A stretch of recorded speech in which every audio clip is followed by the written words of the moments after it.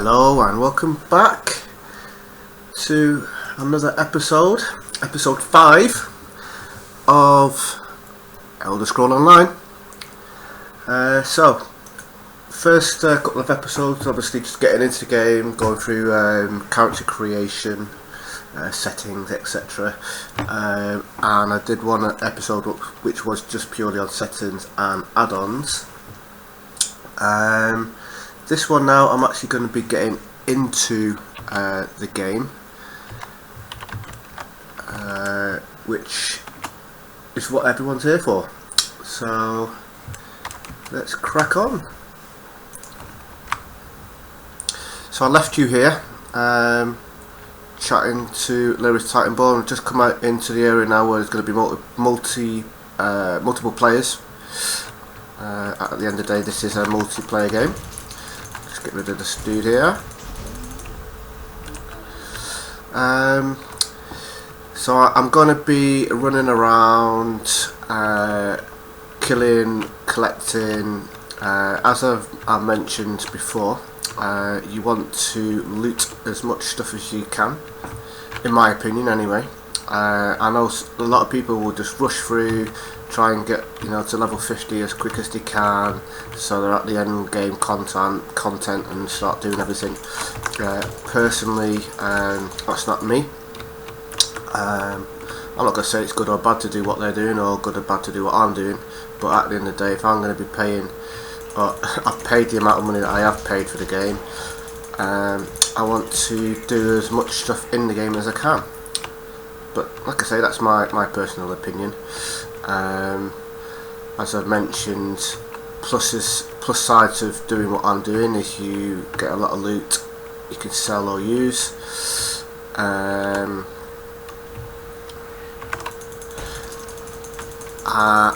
Obviously, bad side is it does slow you down from getting up to max level, but I'm in no rush. Game's not going anywhere. I'm not going anywhere, hopefully. So yeah, I'm just going to run around, quickly just loot this area around here. Okay, I'm not going to go through absolutely every single thing, but I'm going to go through a majority of stuff.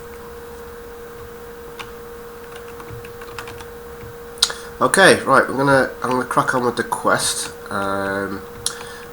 Get into what we're actually doing. So you can see top right hand corner it says Soul Striven in Cold Harbour. Let me just move this little add-on back up here. So I've got to destroy Cold Harbour Sentinel. Optional steps. Talk to Lyris.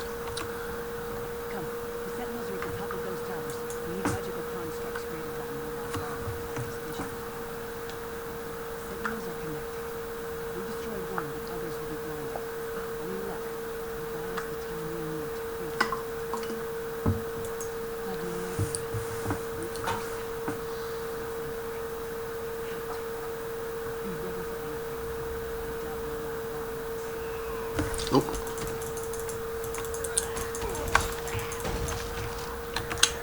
Disturbing my chat. Right, I'm just gonna.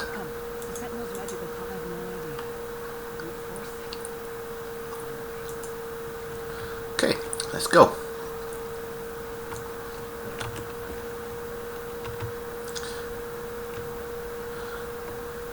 So, need to head up this path.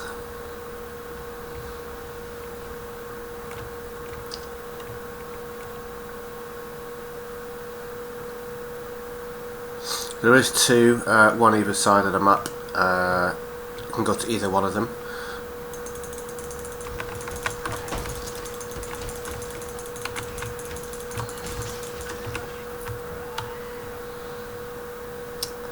The auto attack, if you want to call it an auto attack, has a longer range than my special does at the moment. But I can upgrade that later on. Right, so I need to click on this baby.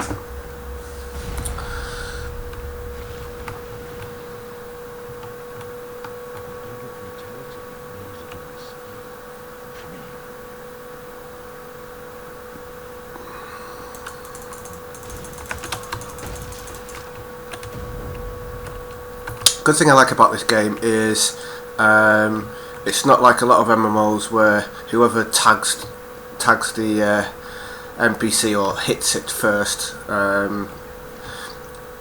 gets all the XP and all the loot. It's shared, so you get a XP percentage of the amount of damage that you do, and the loot.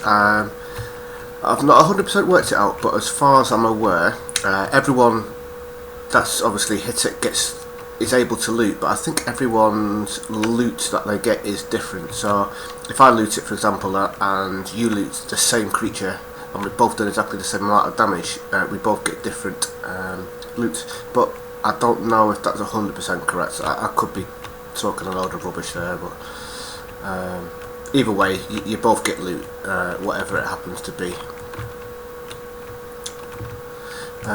Some bread there, that's food that I can eat. You can generally see if something's unlocked. That looks like it's open, and you can see it's empty. That looks like it's closed. Now it's open. That looked like it had food in it, or materials of some sort. So yeah, just gonna quickly go through blah blah. Right, I need to talk to reach the prophet's call, which is up here. Steps. Like I say, I mean, you guys can speed through all this and rush, but I'm taking my time just so you can see everything.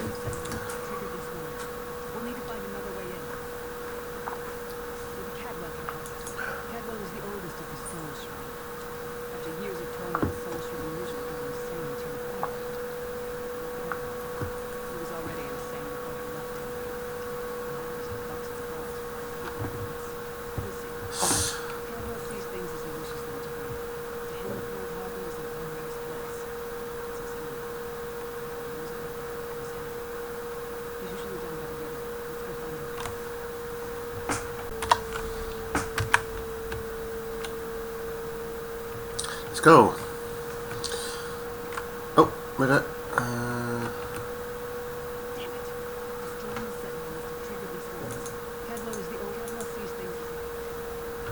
Forgot to click on the last little bit.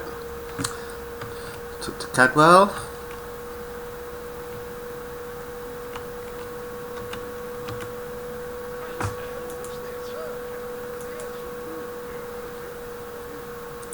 Sorry, my fingers really keep switching.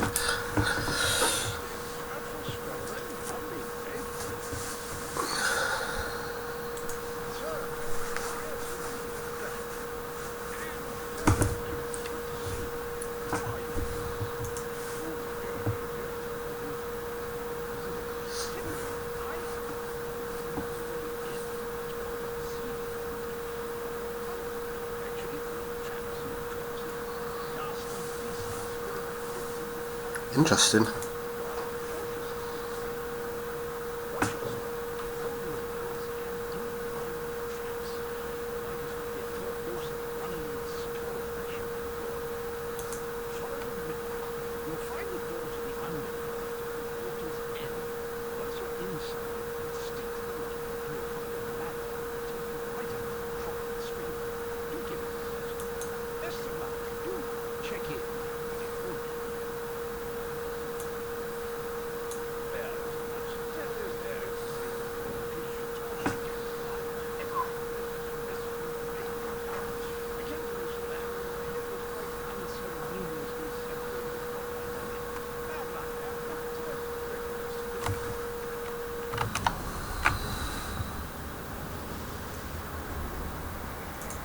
Oh, what the fuck?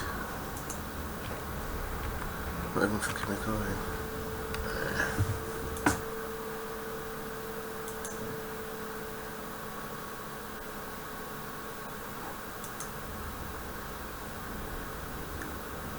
Oh, I am recording. Sorry, I've just been a bit of a among there. I thought for some reason I wasn't recording. Yeah, so started a little bit of a panic on because I was like, oh no, because I moved the little icon that shows me that I'm recording. I moved it and I was just looking down, I couldn't see it, and I was like, oh no, I'm not recording. Why isn't it recording? Where was I? But I am, so my apologies there for the little mini outburst. Right, so we need to go and unlock these little babies. Fairly straightforward.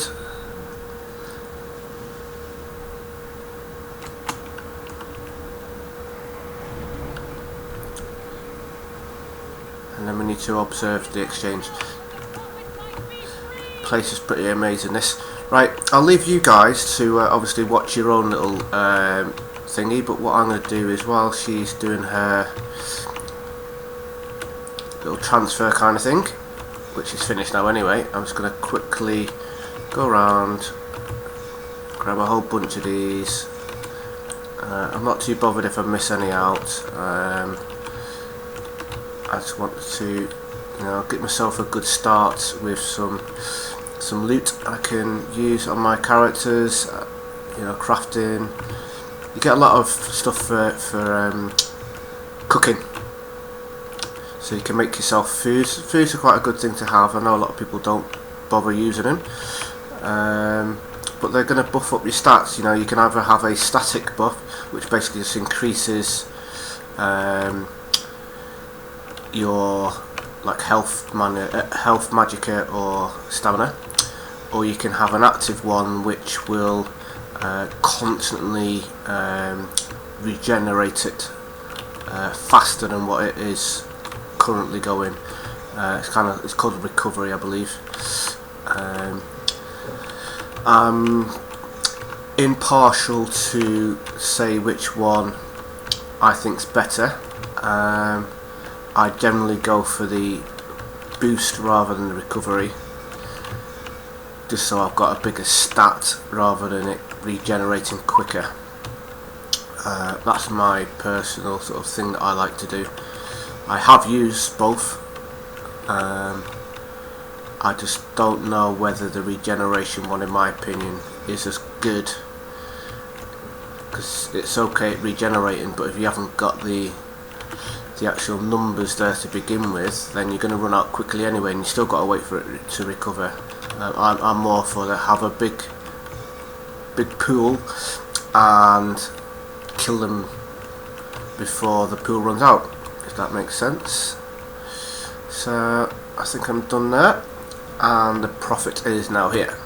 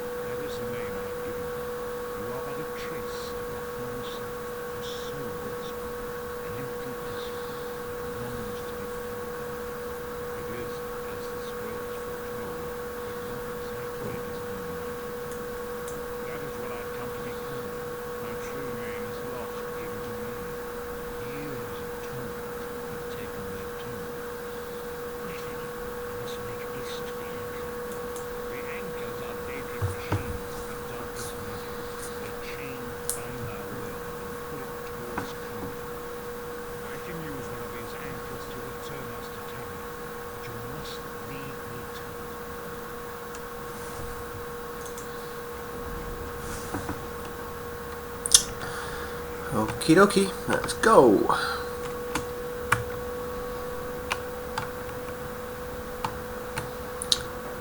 Yeah, it's pretty impressive, the graphics in this game. I know I've said this, but the artists have done a fantastic job.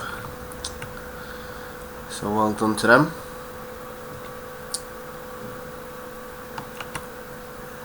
Things like this, can make a game a whole lot better. I wouldn't say make or break a game, because people play games such as like Minecraft that doesn't have any graphics. It's just so basic. But right, we're coming into a bit of a combat zone here, so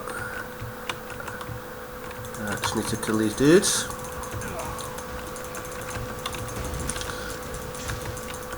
Luckily I have got the prophet healing me, although I've got to heal myself anyway.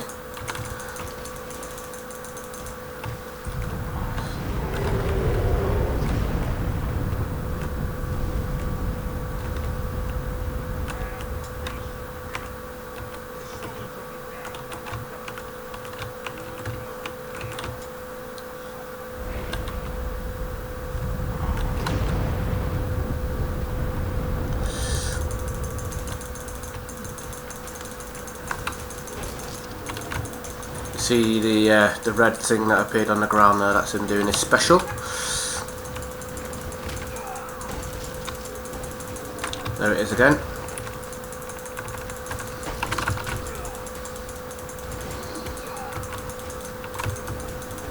And again.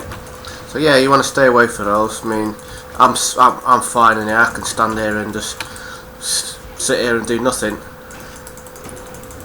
You know, because I've got the prophet healing me.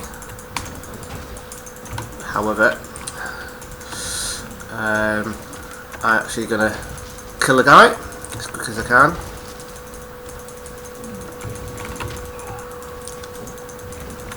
You could just stand here and just do this, you know, because you're not going to die. But it's good practice just to, you know, practice what you want to do, dodging and running around, all that sort of stuff.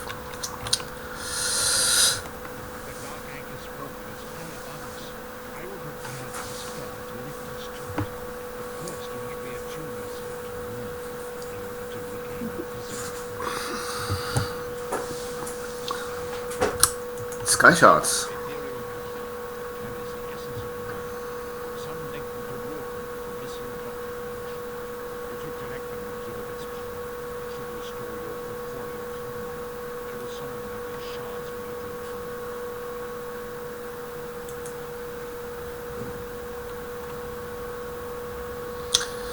So while he's doing his little thing, I'm just going to quickly run round. He's basically just doing a little thing where he's going to craft a sky shard. Right, I'm just going to quickly run around this. I'm going to pause the game. I'll pause the recording, sorry, while I do this. So you don't have to sit there watching me just running around.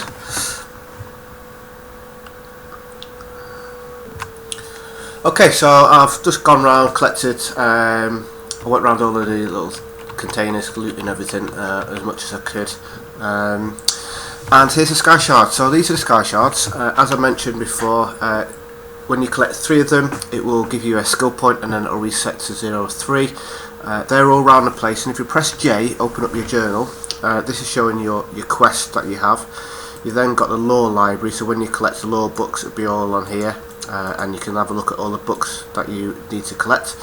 But you've also got achievements, and there's a whole achievement thing that you can go around collecting stuff for crafting, doing dark anchors, dungeons, exploring, even fishing, but sky shards.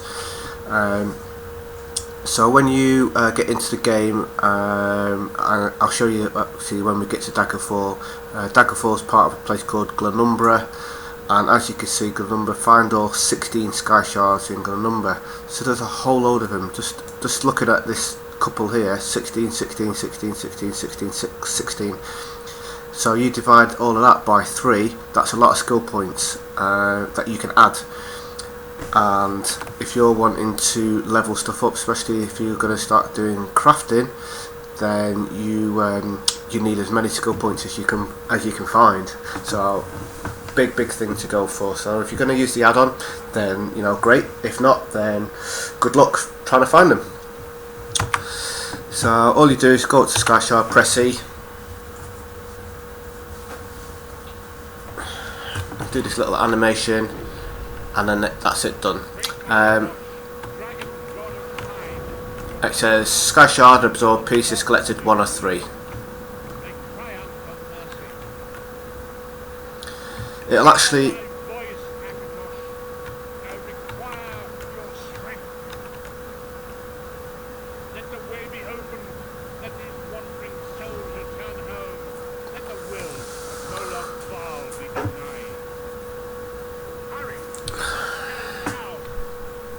as I was going to say, it will actually have that image of the light going up out of sky shards when you haven't collected it, and then when you have collected it, it'll kind of just go down to the little shard, so you can actually see them quite a way away. So that's the whaling prison done. What I'm going to quickly go through is map, compass, just to give you an idea of that, and quick slot toolbar, which a lot of people don't actually know about or don't properly know how to set it up and use it. Once we load in, so we're actually loaded in now to Daggerfall.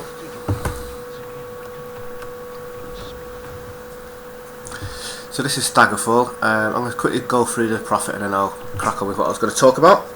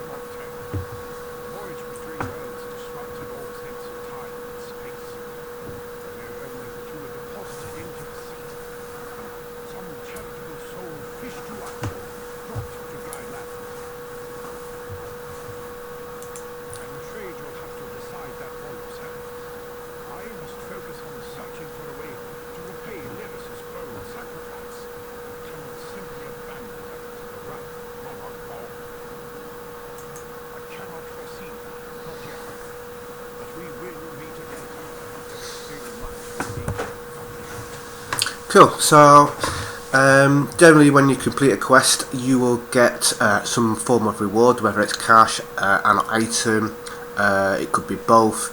I've been given here a level 3 sealed urn which will contain something, and some quests will even give you a skill point as well. So like I mentioned, skill points come from leveling up, collecting sky shard, and random quests, or not random quests, they're all set, but certain quests will give you a skill point. Complete quest.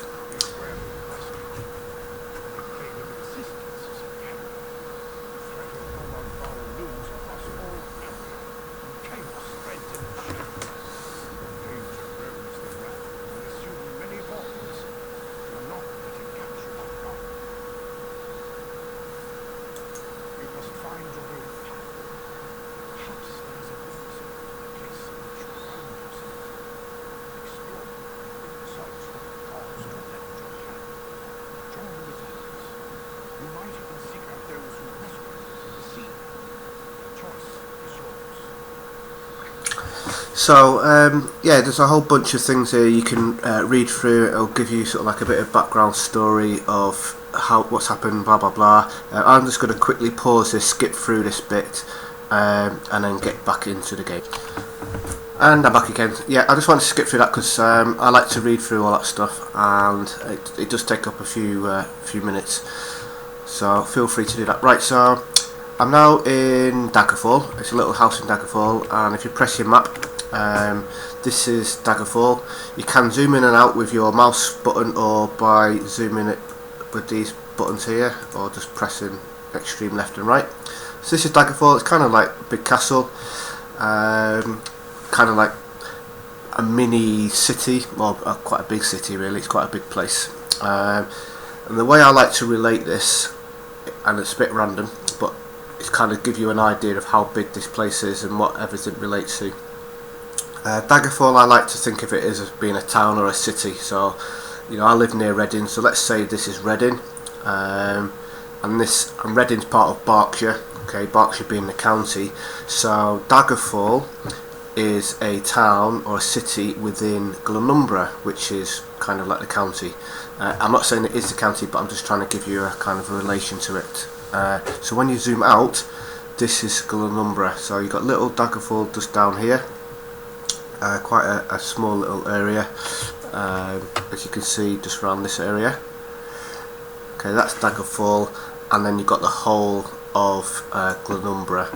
Now, this has also got another couple of little towns. You've got this place here and this place just up here, which is Crosswich is at the top, and all across down the bottom. All of these little black bits are sky shards, so sorry for the little spoiler there if you didn't want to know where they are, but there they are. And then when you right click out, this is Glenumbra, as I mentioned, this little area here, and Daggerfall Covenant, all the areas that we've got, wrong button, is actually kind of this area here. So that is the whole area that we've got to play with just for our alliance. You can see there's all these little bits around here. These are all areas as well that are for other alliances, but I believe when you hit 50 you can actually go to these areas as well. I've never been there, and I don't know for a fact if you can or can't, but there's a lot of dungeons that are around there that you can travel to when you get to the appropriate level. So as you can see, I mean, Glenumbra, Stormhaven, these are all quite big areas, and it does take quite a long time, but essentially you go through from there, here and here. So when you get to here, by the time you finish, you should be level 50ish. I currently am 38 on my main character, and I've just started going around Bancoria. So that's the map. It's quite a big map. I'm guessing that hopefully at some point there'll be expansions that'll open up new areas for people to discover. There's plenty of scope for it, and if you zoom out again, you can see this is Tamriel, and then you've got Cold Harbour here. So we're here. Excuse me. We're here. In the starter bit, we obviously had all the little things you could collect. There's also bookshelves which will open up a book. Random books will give you a random stat increase. I'm hoping that. There we go. Brilliant. Perfect. Destruction staff increase to 5. Not every book is going to give you it. Not every chest or whatever cupboard is going to have something in it, but thankfully, just to show you, those two did, and I got a skill increase. So when I go to K and to destruction staff, you can see I'm now on level 5. I've got a skill point, okay, from the last quest, so I can now spend that. I can either put it into Wall of Elements. I can give myself a passive ability while using a destruction staff. Heavy attack, that's when you hold your mouse button down. Frost attacks snare the enemy 30% for 3.5 seconds. Shock deals 5% splash damage to 2 nearby foes. And fire increases critical strike rating with destruction spells against target by 5%. I can give myself an extra heal. I could go for armour, however they don't unlock until I get to light armour rank 2, and because I'm not wearing any light armour, that's not going to be increasing. What I will be doing, and what my advice would be to you, is as soon as you possibly can, get yourself completely kitted out with whatever armour you're going to wear, so that you can start levelling it up from the get-go, because the longer you take to level this up, the longer you're going to take to get your bonuses. In our world, we've got soul magic. This here, it's a skill, it does damage, but if you've got soul gems, then you will collect soul gems, the souls, put them into soul gems, and they can be used to charge your weapon up, resurrect yourself if you die, or resurrect other people. So I'm actually going to be putting this skill into my toolbar. Although I've got no soul gems at the moment, you can buy them from one of the vendors, and you can also loot them. So I'm going to buy myself a couple in the next episode and show you how all that works. We've also got racial, so we've got all of these here. So I've got that skill, and then obviously crafting. I'm not going to be crafting, so I don't need it. So I've still got this one skill point to use up. Now, although I'm going to be going restoration, I still got skills that I can use for doing damage. Now, Adric's Spear is a really good line because it's got this thing called Javelin Spear, which hurls a spear causing 19 damage and knocks them back 5 meters.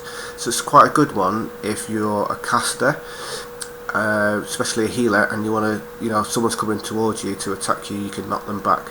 However, for me to get this, I need to use Adric Spear and level it up, and the only way of doing that is to have a skill on there.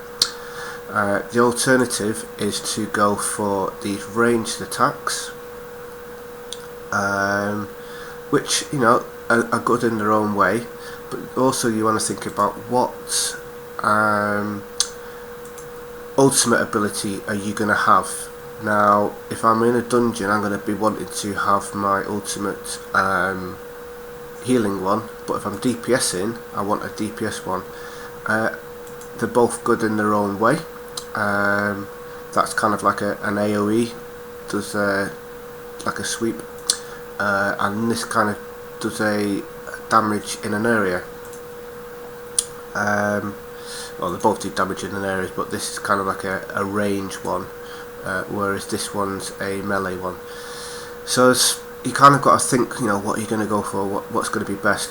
I'm kind of thinking on my feet while I'm talking through this. Although I want to go for this javelin, piercing javelin for a knockback, because I've got my destruction spells, which either, if I'm using a flame, will knock back. If I'm using frost, will freeze them. If you're using lightning, will disorientate them.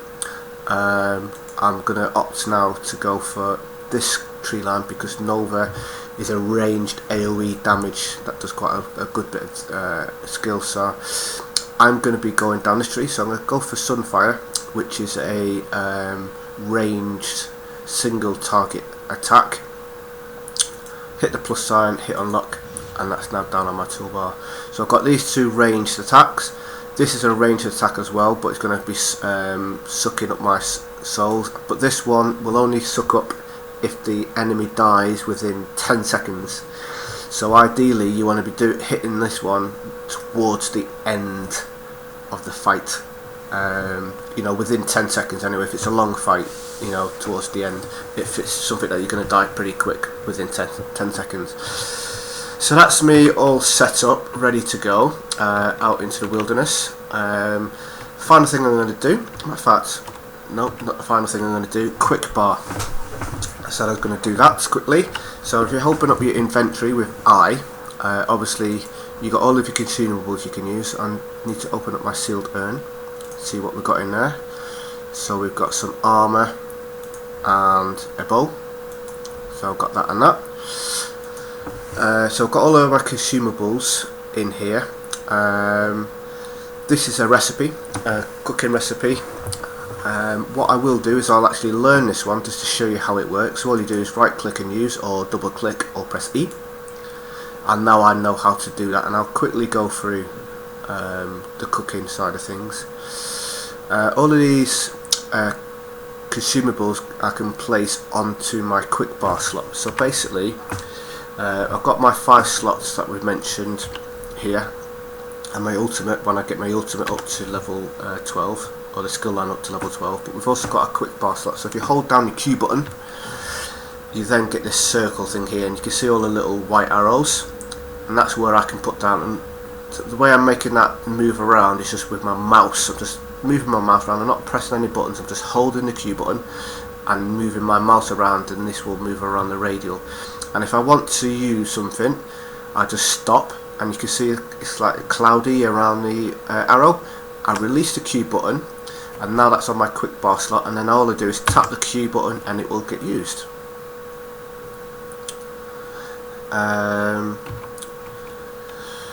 From there, what I want to do is, or what I need to do is actually put stuff in there. So I press I press the quick slot tool, which is this top right hand corner next to inventory, and it will show everything I can place into here.